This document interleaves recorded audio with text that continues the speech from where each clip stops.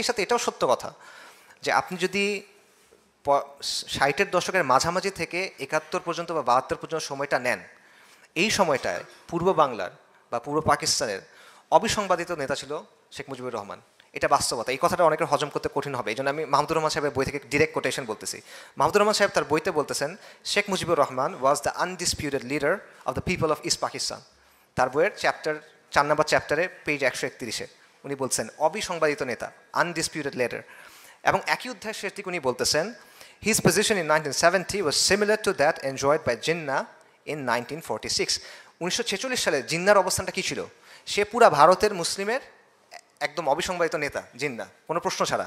বলছে 70 সালে শেখ মুজিবের অবস্থান এটা ছিল। মাহমুদুর রহমান বলতেছে, no fan of Awami League, no fan of Sheikh Mujib, কঠোর সমালোচক, বাট তিনি এই কথাটা বলতেছেন। এটা বাস্তবতা আসলে। তার রাজনৈতিক জীবনের দুটো চ্যাপ্টার দেখেন। ভারতীয় একজন কথা সাহিত্যিক আছে বাঙালি, মনোজ বসু। উনি বলতেছেন যে 1956 সালে একটা শান্তি সম্মেলন হয়েছিল চীনে। ওখানে উনি গেছিলেন ভারতের পক্ষ থেকে, শেখ মুজিবুর রহমান গেছিল পাকিস্তান বা পূর্ব পাকিস্তানের পক্ষ থেকে। ওইখানে শেখ মুজিব তাকে বলতেছেন যে দেখেন আমরা কিন্তু বাংলাদেশকে আলাদা করে ফেলবো, পূর্ব পাকিস্তানকে আলাদা করে ফেলবো। এবং 72 সালে তারা একবার দেখা হয়েছে, তখন মুজিব বলতেছেন যে আপনার মনে আছে আমি আপনাকে বলছিলাম আমরা আলাদা করে ফেলবো, এটা সে বলতেছে। আচ্ছা, আওয়ামী লীগের নেতা শাহ মোয়াজ্জেব হোসেন উনি বলতেছেন যে 1962-র দিকে শেখ মুজিবুর রহমান একটা লিফলেট ছাপাইছিল নিজ উদ্যোগে। এটার নাম ছিল পূর্ববঙ্গ মুক্তি ফ্রন্ট। এবং সেই লিফলেটে এই স্বাধীনতার কথা ছিল, আলাদা হয়ে যাওয়ার কথা ছিল। এবং মোয়াজ্জেম হোসেনের বক্তব্য হলো শেখ মুজিব নিজে সাইকেল চালায় প্রেসে গিয়ে এটা ওইখান থেকে ছাপায় আনছে। আওয়ামী লীগ নেতার বক্তব্য মানবেন কি মানবেন না আপনাদের কথা, বাট এটা তার বক্তব্য। আচ্ছা, আগরতলা ষড়যন্ত্র মামলা যেটা, এটা দেখেন যে ঢাকায় তৎকালীন ভারতীয় হাই কমিশনের পলিটিক্যাল অফিসার শশাঙ্ক শেখর ব্যানার্জি উনি বলতেছেন যে একদিন মানিক মিয়া সাহেব আমাকে ডাকলো ইত্তেফাক অফিসে, ওই যে তোফাজুল হোসেন মানিক মিয়া এভিনিউ আছে না তার নামে। ওখানে গিয়ে দেখেন মুজিবুর রহমান বসা। তো তার সাথে অনেকক্ষণ কথাবার্তা বললো, 2 ঘন্টা কথাবার্তা বললো। তারপর বললো যে আপনার সাথে একটু স্পেশাল কথা আছে, আমরা একটা মেসেজ দিতে চাই নেহরু সাহেবকে। নেহরু তখন ইন্ডিয়ার প্রাইম মিনিস্টার। যে আমরা নেহরু সাহেবকে একটা মেসেজ দিতে চাই। মেসেজটা কি? যে আমরা মুক্তি সংগ্রাম করব এবং আমরা এটাকে এখান থেকে আলাদা করে ফেলবো। ঠিক আছে, এটা তার বইতে আছে। বইটার নাম হলো India Mujibur Rahman Bangladesh liberation and Pakistan. এই বইটাতে এটা আছে যে শেখ মুজিবুর রহমান চাচ্ছে পূর্ব পাকিস্তানকে আলাদা করে ফেলতে, এই জন্য তারা নেহরুর মাধ্যমে ভারতের নৈতিক, রাজনৈতিক, সামরিক সমর্থন চায়, কূটনৈতিক সমর্থন চায়। তো ওই শচীন সিংহ নেহরুর সাথে দেখা করতে গেল, কিন্তু নেহরু তখন এটার চাচ্ছিল না, কারণ চীনের সাথে গ্যাঞ্জাম চলতেছিল ভারতের তখন। তো সে বলছে যে না, এখন এই জিনিসটা আসলে করা যাবে না, এটা আমরা করতে চাচ্ছি না।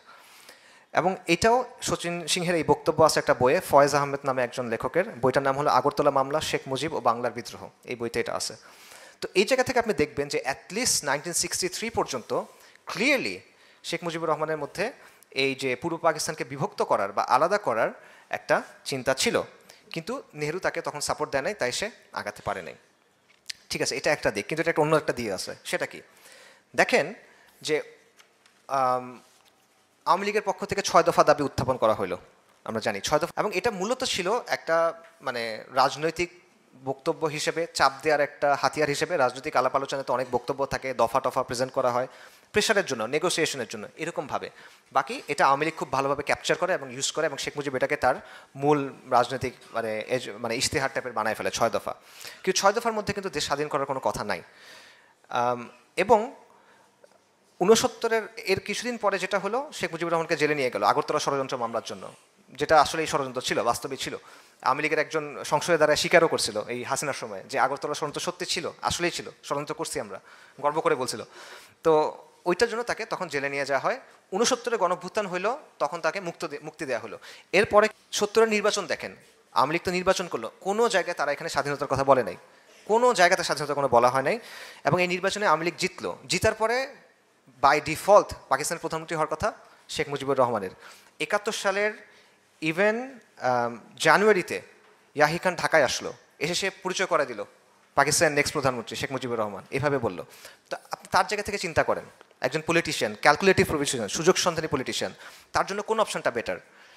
যদি এভাবে চায় আমি পাকিস্তানের প্রধানমন্ত্রী হব, অন্য অপশনটা হলো একটা অনিশ্চিত সিভিল ওয়ার, তাই না? কোন অপশনটা সে চুজ করবে? সাধারণ মানুষ, লজিক্যাল মানুষ, সে বলবে যে আমি প্রধানমন্ত্রী হতে চাই।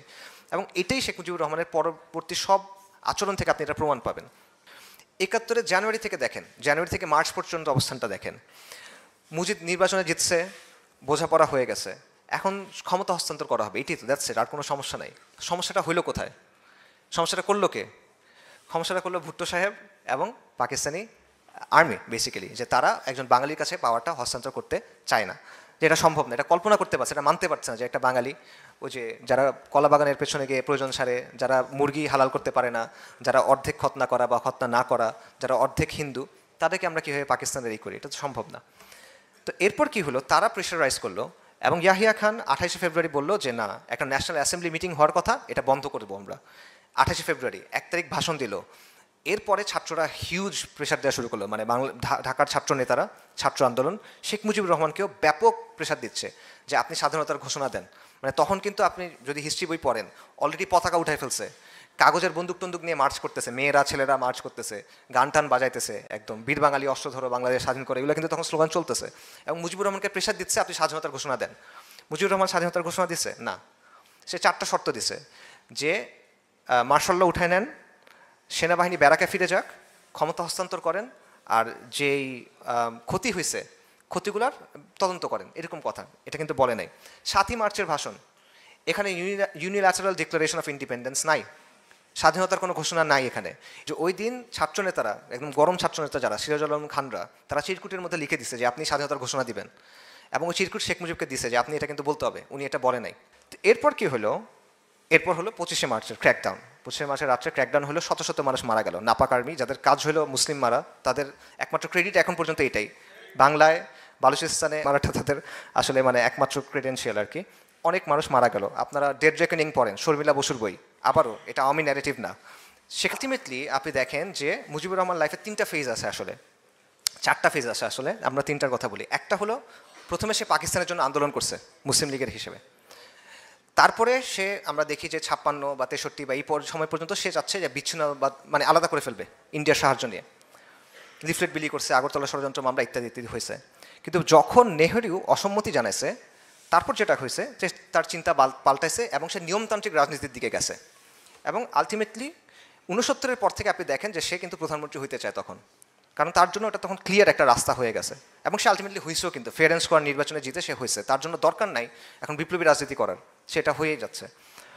মানুষ যেটা তার কাছে শুনতে চাইতো সেটা সে মানুষকে শোনাতে পারতো, কিন্তু সে তার নিজের একটা অপরচুনিটি খুঁজতো যে আমি এখান থেকে কীভাবে আসলে ক্যাশ করতে পারবো।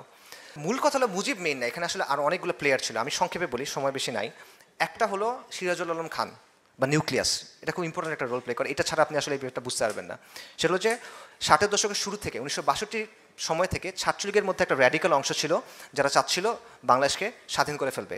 এটা আদর্শিকভাবে কমিউনিজম দ্বারা বেশ ভালো ধরনের প্রভাবিত ছিল। লেনিনের বই, ট্রটস্কির বই, মাও সেতুংয়ের বই, এগুলো দ্বারা তারা বেশ প্রভাবিত ছিল। এবং এটা ছিল ইনিশিয়ালি এটা একটা সেলের মতো ছিল, 4 জনের মতো মানুষ ছিল, কাজী আরেফ, আব্দুর রাজ্জাক সাহেব, আবুল কালাম আজাদ এবং সিরাজুল আলম খান। সিরাজুল আলম খান ওনাকে বাংলাদেশের, এটা হলো মাস্টার মাইন্ড আসলে, এবং ফেক মাস্টার মাইন্ড না। মাস্টার মাইন্ড কথাটা এখন অনেক হালকা হয়ে গেছে, বাট সিরাজুল আলম খান আসলেই মাস্টার মাইন্ড।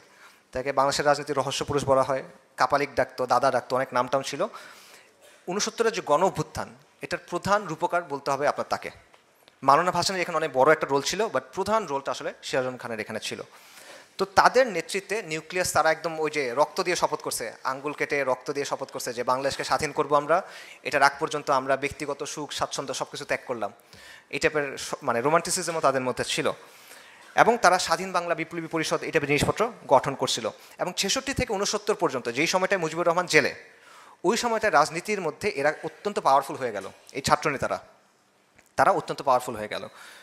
এবং আলটিমেটলি 69-এর গণঅভ্যুত্থানে একদিকে মাওলানা ভাসানী, আরেকদিকে ছাত্রনেতারা, এরাই কিন্তু এই আন্দোলনটা উঠালো। 70 সালে তারা একটা প্রচারপত্র বিলি করলো যে 6 দফা যদি কার্যকর না হয়, এটা যদি মেনে নেওয়া না হয়, তাহলে বাঙালিকে মুক্তি সংগ্রাম করতে হবে, মুক্তি সংগ্রাম করে আলাদা করে ফেলতে হবে। এবং পতাকা প্রথম উঠানো, জয় বাংলা স্লোগান, এবং আলটিমেটলি আমার সোনার বাংলাকে জাতীয় সঙ্গীত হিসেবে নিয়ে আসা, পাকিস্তান, এই সবগুলা পতাকার ডিজাইনও, এই সবগুলো আলটিমেটলি নিউক্লিয়াসের উদ্যোগে করা। আচ্ছা, এবং আলটিমেটলি যখন যুদ্ধ হইলো, এরাই কিন্তু আপনারা জানেন মুজিব বাহিনী ছিল, এরাই কিন্তু আলটিমেটলি মুজিব বাহিনী হয়, বিএলএফ হয়, এবং এটা ডিরেক্টলি ইন্ডিয়ান আর্মির আন্ডারে ছিল। আচ্ছা, আরেকটা ফ্যাক্টর দেখেন, এটা হলো ইস্ট বেঙ্গল রেজিমেন্ট বা পাকিস্তান আর্মিতে থাকা বাঙালি সেনা অফিসাররা। এবং এটার মধ্যে অনেক প্রমিনেন্ট মানুষ আছেন, মেজর জিয়া আছেন, মেজর জলিল আছেন, তাহের আছে, আবু তাহের, খালেদ মোশাররফ, এরা প্রমিনেন্ট, আরও অনেক আছে, আপনারা নাম জানেন। তারা যে বিদ্রোহ করবে এটা কারো হিসেবের মধ্যে ছিল না, এটা ইন্ডিয়ার হিসেবে ছিল না, এটা আমেরিকার হিসেবে ছিল না, নিউক্লিয়াসের হিসেবের মধ্যে ছিল না। কিন্তু আলটিমেটলি স্বাধীনতার ঘোষণাটা ওই দিক থেকে আসলো, তারা কিন্তু দিতে পারে নাই। শেখ মুজিবুর রহমান বলছে হরতাল ডাকবো, এই সেই, ওইখান থেকে ঘোষণা আসে নাই। কিন্তু 27শে মার্চ জিয়াউর রহমান সাহেব যখন বললো উই রিভল্ট, আমরা বিদ্রোহ করছি, 27শে মার্চ কিন্তু কালুরঘাট থেকে তারাই এটার ঘোষণাটা দিল। তো পুরো সিচুয়েশন এটা কিন্তু আরেকটা ডাইমেনশন নিয়ে আসলো, এবং আলটিমেটলি বাংলাদেশ যে পুরোপুরি ইন্ডিয়ার পেটের ভিতর ঢুকে যায় নাই, মানে কন্ট্রোলের ভিতর ঢুকে যায় না, এটা একটা বড় কারণ, এটা আমাদের স্বীকার করতে হবে। সেটা হলো এই আর্মির এই অংশটা, যেটা পরবর্তীতে স্বাধীন বাংলাদেশের আর্মি হয়েছে, তাদের একটা ভূমিকা এখানে আছে, ঐতিহাসিক ভূমিকা, এটা আসলে অস্বীকার করার সুযোগ নাই। তো এখানে একটা প্রশ্ন দেখেন, পুরা ব্যাপারটাকে যারা বলেন যে ভারতীয় চক্রান্ত, তাদের অনেকে আবার এই আর্মি অফিসারদের অ্যাডমায়ার করেন, পছন্দ করেন। তা আপনি দুটো মিলাচ্ছেন কেমনে? যদি পুরো ব্যাপারটা ভারতীয় চক্রান্ত হয়, এরা কি ভারতীয় এজেন্টে বাস্তবায়ন করতেছিল? কারণ তারা তো ক্রুশাল রোল ছিল এখানে, অত্যন্ত ক্রুশাল রোল, গুরুত্বপূর্ণ রোল, তারা ওটা না করলে এটা আগাই না ঘটনা প্রবাহ। এটা আসলে কি? সো ব্যাপারটা আসলে এভাবে চিন্তা করার সুযোগ নাই। এখানে আরেকটা মেজর প্লেয়ার হলো জুলফিকার আলী ভুট্টো সাহেব। ওই যে শেখ মুজিবুর রহমান 7ই মার্চে বললো যে আপনি আমার কথা শুনলেন না, আপনি শুনলেন ভুট্টো সাহেবের কথা। এটাই ভুট্টো সাহেবের কথা কি ছিল, যে ক্ষমতা তাকে দেওয়া যাবে না, কোনো না কোনোভাবে মুজিবুর রহমানকে প্রধানমন্ত্রী বানানো যাবে না, এবং ভুট্টো সাহেব তার পক্ষে পাকিস্তানের মিলিটারি এলিট, পলিটিক্যাল এলিটদেরকেও সাথে নিয়ে আসতে পারলো। এবং এটার ফলে আলটিমেটলি এমন একটা পরিস্থিতি তৈরি হলো যেটা ভারত ক্যাপিটালাইজ করতে পারে। ভারতকে ক্যাপিটালাইজ করতে চাইবে, শুরু থেকে তার ইচ্ছা ছিল এটা ভেঙে দেওয়া। ভারতের জিওপলিটিক্যাল জায়গা থেকে তার উদ্দেশ্য, মিলিটারি মানে ন্যাশনাল সিকিউরিটির জায়গা থেকে তার উদ্দেশ্য সবসময় হবে এই জায়গাটাকে